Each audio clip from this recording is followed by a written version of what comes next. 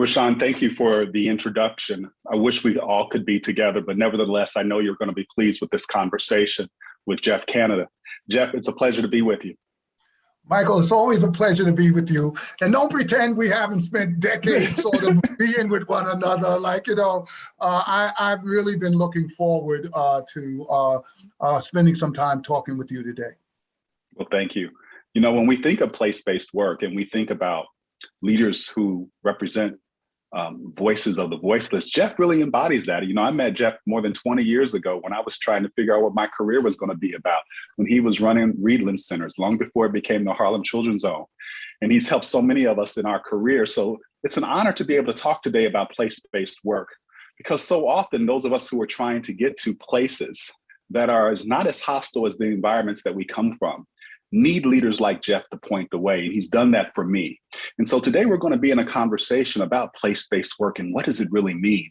I think it's the future of the equity movement, but we're going to hear from Geoff about his thoughts, and hopefully you'll find some words of wisdom that you can take back to your work. So Geoff, will you explain to us what you mean when you say place-based work and what is a place-based model? Well, Michael, it's a great question, and the best way for me to try to explain it is to try to take you back to my childhood in the South Bronx when I watched that community disintegrate right before my eyes. And you could go 20 blocks from where I grew up and things were fine. You go 20 blocks that way, my community was coming apart, and it seemed like nothing anyone could do could be powerful enough to allow us young people to believe we were going to get out of that experience. And it started me thinking about, why is this place so different than a place literally just blocks away? And part of the issue was, in some places, there's not one thing wrong. It's not like just the schools are struggling. It is everything.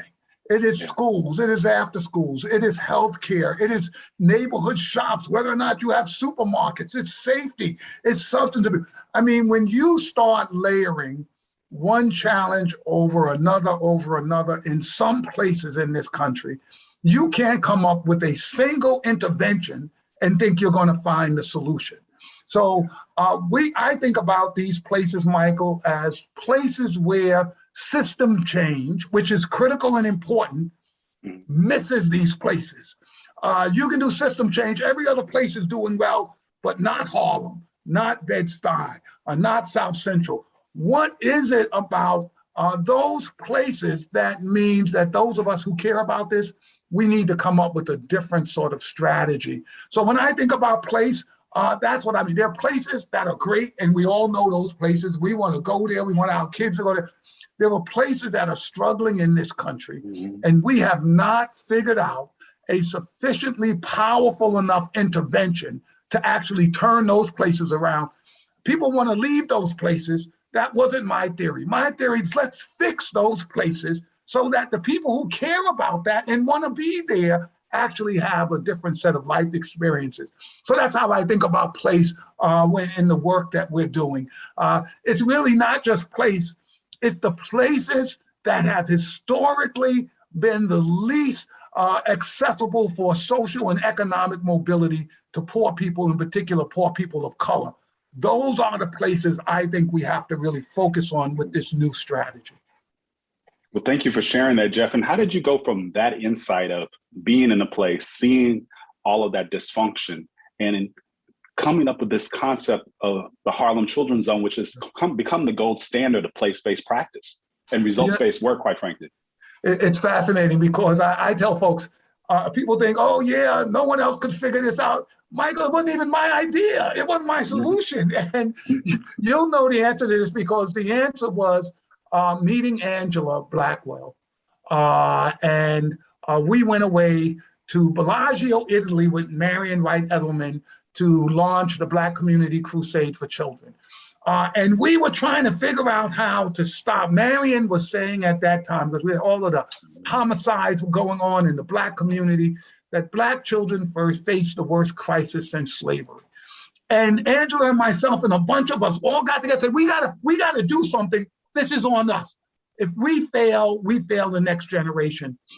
we were at Haley Farm, and it was Otis Johnson. We had been meeting on this, Michael. You know, we had been meeting for years, and we were talking about and Otis Johnson, who ran the Savannah Youth Futures and later became the mayor of Savannah, just got out of frustration.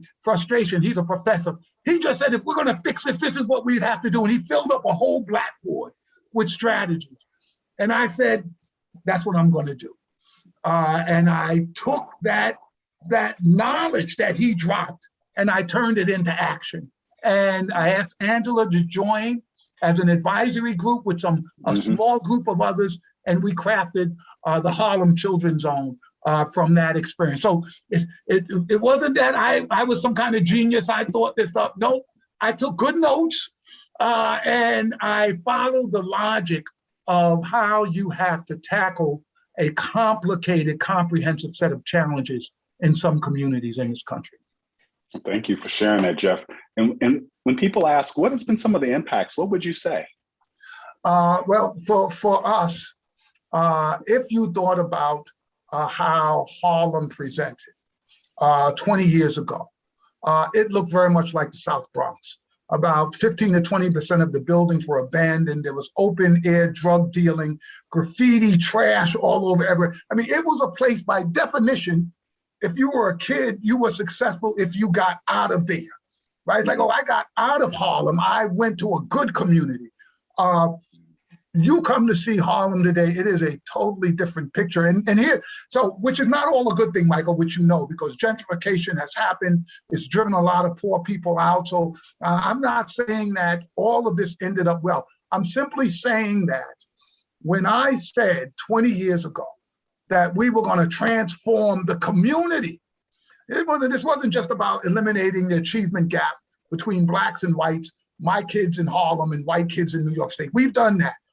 That wasn't sufficient. It was about, can we create a community that kids want to live in, that they want to say, hey, when I go to college, I want to come back to Harlem because it's the place that's healthy and exciting and interesting. That's what we were trying to do. And I feel like that's what we've accomplished. What I've said to other folks is the economic situation in Harlem is totally different. There wasn't one national chain, not one store in the whole country that was a national chain that thought they could do business in Harlem. You come to Harlem today, you cannot find a national chain that's not involved in the work. There was a sense that these buildings, they were trying to give the buildings away, Mike. Can you imagine? I'm being serious. Man, Giuliani said, raise your hand if you want one of these buildings, because nobody wants this stuff. Now, I have a bunch of friends who say, Jeff, why didn't you tell us? We would have been rich right now if we had gotten those. But when a community has, from outside appearances, lost all of its value, young people grow up thinking that I have no value, because why would I have value and grow up in a place like this? We've changed that. So now kids, you stop kids in Harlem and you ask them, what's your end goal? They will tell you graduating college. That's what they believe it means to be a young person in Harlem. That's what we were trying to do. Wow. You know, I used to hear people say, well, you know, that's Geoff Canada, that's the Harlem Children's Zone. It can't be replicated. And then you helped President Obama design Promised Neighborhoods and have enabled more than $2 billion to go into other communities, more than 40 communities around the country. As we begin to wrap this conversation up and you think about folks who are thinking, well, yeah, okay, that's the Harlem Children's Zone, but how would I begin to do place-based work? And what are the major challenges I need to overcome? What advice would you give them? Yeah. So first, one slight correction, Mike. I hate to ever correct you. You know, I love you, but it was Angela. It was Angela and I. Yes. Right. It wasn't me by myself. Angela and I went into the administration and began to talk to them about structuring the Harlem Children's Zone, and we did a lot of the PolicyLink, and the Harlem Children's Zone did a lot of the planning that the federal government accepted and used as the model to launch this program. And Michael, while Angela and I went into the administration to actually help them craft the Promised Neighborhood strategy, we had a major problem, which was, it was a great strategy, but who was going to do it? And it wasn't until Michael came and took on the job of running the Promised Neighborhoods Institute, that these ideas are spread throughout the country. And Mike, while you're celebrating me, I just have to let America know none of this would have happened had you not actually been instrumental in helping spread Promised Neighborhoods, but focused on quality and outcomes and moving this field forward. So I feel like this is work we've done together. I'm happy to get some of the credit, but I just have to be honest with folks. None of this would have happened without Michael's effort. For many years before he became the CEO, I was sort of sorry to lose him because he was doing such great work at the Promised Neighborhoods level. But together we spread this all over the country. So this was a huge challenge, Michael, that people were saying, yeah, you had to have Jeff, and then we had Stan Druckenmiller. He had a lot of the money. They were like, no one else could do this. And I feel like this has been a cop-out. I feel like simply saying there was something so unusual. That's why I tell folks it wasn't even my idea. I just got the idea and did what someone else said to do. It wasn't that I was some kind of genius. I just followed the science. And you know that and you've been part of this, Michael, you know that we've been pushing this country. Follow the science. What does the science say? The science says that the brain starts developing immediately, literally at birth. So great. What do we need to do for communities who don't understand why that science is so important? We need to help them. You need to give those kids a shot at this. And right now, there are places around the country. It's not just my good friends at NAS with Sandra Samuels doing her work there, or the work that's going on in Kentucky that's being led by the Partners for Education, or some of the stuff we're seeing in Louisville. There are places right now where people have on the ground activities and strategies that are producing results to children. So folks realize this is not about Jeff. It's not about the Harlem Children's Zone. It's whether or not you're prepared to take cradle to career, place-based work, and make it the center of your strategies for working in communities that have very low mobility.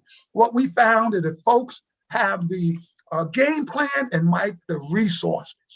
And one of the huge challenges is, I told folks, it took us 10 years to really start getting the results. So giving someone 3 years and saying, can you turn this community around, is not realistic. You need the resources and you need the time to actually pull this off. But people are doing it around the country, and it's one of the things I'm the most proud of. That's right. I see it every day. I chair the Oakland Promise Board, which is another cradle to career effort, and they're doing phenomenal work by taking your guidance. As we close now, Jeff, what would be that one lesson that you have learned from this work over the years that you would share with our colleagues? It's very interesting, probably not what people are going to think. I've said to folks, before you do work like this in really communities that are distressed, that nobody wants to be in, get some property. Get some property before you fix it all up. Create a land bank. Create a way that the residents can benefit when gentrification happens, so that as you're building something, you're not building it to displace people as other folks want to come into these communities. And so, we didn't do that at the Harlem Children's Zone. And it's probably, in my opinion, one of the biggest failures that we had when folks were trying to give this stuff away. So I got 1,000 kids in college right now. And it's so expensive. How am I going to get them to come back to Harlem? And if I had right now 500 or 1,000 efficiency apartments that we had created so that these kids, when they came back, they could have a starter apartment, and then it would have been so smart. I'd be sitting here looking like a genius right now. We didn't do it, and other people need to really, and I'm being really serious about this. If you're serious about this work and you're committed to putting in the time, then you've got to make sure when it will work, that you have made sure the residents of that community who have suffered for generations can take advantage of that work moving forward. Wow, thank you. I was not thinking you were going to say that as well, Jeff, but thank you. The Urban Institute just recently issued a report on place-based work that signals that lesson, that unless we think about place in its entirety, all of our good intentions will still have some unintended consequences that undercut our results. So thank you for being with us today, Jeff, and for sharing your wisdom.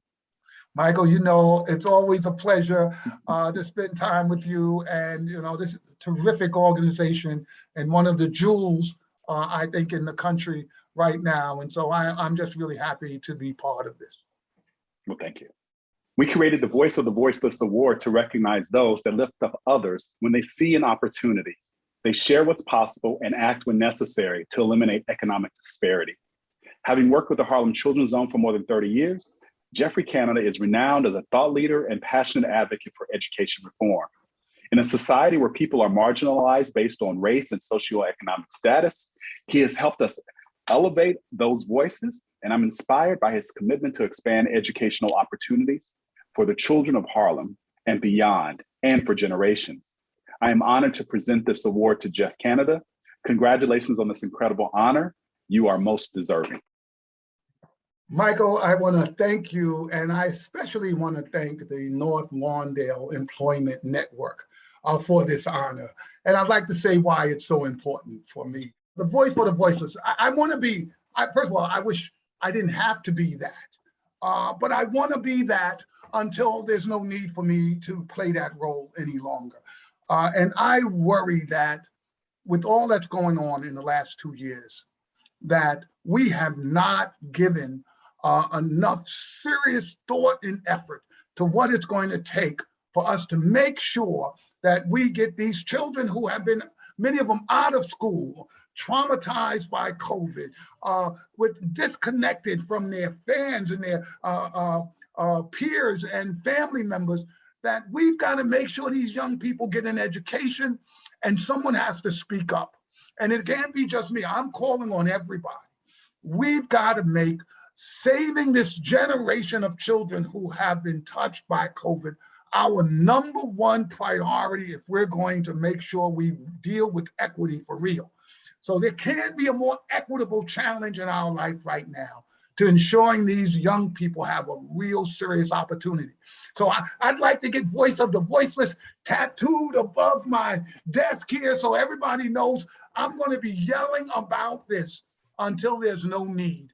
And right now we need more voices to join. So thank you so much for this honor. It's so important to me. I will keep this right next to my desk. So every day I will be reminded that I have work to do. Michael, thank you. And thank you all so much for this wonderful honor.